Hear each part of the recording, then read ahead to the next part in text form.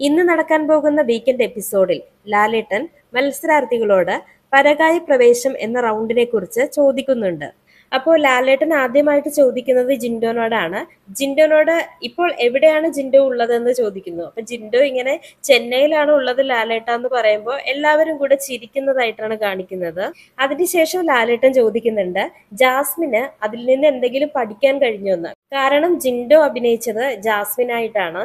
അപ്പൊ ജാസ്മിൻ പറയുന്നു ജിൻഡോ കാണിച്ചതൊന്നും ഞാനായിരുന്നില്ല. അതിനുശേഷം അർജുന്റെ പെർഫോമൻസിനെ കുറിച്ച് ലാലേട്ടൻ പറയുന്നുണ്ട്. അർജുൻ വളരെ ഇൻട്രസ്റ്റിംഗ് ആയിരുന്നു. ആ ഒരു ഷോ മുഴുവൻ സ്റ്റീൽ ചെയ്തത് അർജുൻ ആയിരുന്നു.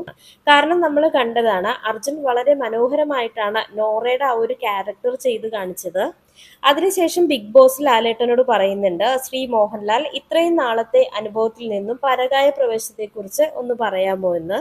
അപ്പൊ ലാലേട്ടൻ പറയുന്നുണ്ട് നമ്മുടെ സിനിമ ആക്ടിങ് എന്ന് പറയുന്നത് കുറച്ചുകൂടി ഡിഫറെന്റ് ആണ്. ഒരുപാട് തിയറികൾ ഉണ്ട് അതിന്. അതിൽ എനിക്ക് ഏറ്റവും രസകരമായി തോന്നിയത് എന്ന് പറയുന്നിടത്ത് പ്രൊമോ അവസാനിക്കുന്നതായിട്ടാണ് കാണിക്കുന്നത്. അങ്ങനെ Bigg Boss season 4 Riya Salim ലക്ഷ്മിപ്രിയയുടെ ആ ഒരു ക്യാരക്ടർ ചെയ്തതിന് ശേഷം ഏറ്റവും മനോഹരമായി തന്നെ ചെയ്തു തീർത്തത് അർജുനായിരുന്നു. എല്ലാവരും തന്നെ അത്യാവശ്യം നന്നായി പെർഫോം ചെയ്തെങ്കിലും ഏറ്റവും ടോപ്പിൽ നിന്നത് അർജുന്റെ പെർഫോമൻസ് ആയിരുന്നു. ഒരുപക്ഷെ ഇതുപോലുള്ള ടാസ്കുകൾ തുടക്കത്തിലെ ഉണ്ടായിരുന്നെങ്കിൽ ബിഗ് ബോസ് സീസൺ 6 വേദിയിൽ ഒരുപാട് എന്റർടൈൻമെന്റ് കൊടുക്കാൻ അർജുന് സാധിച്ചേനെ.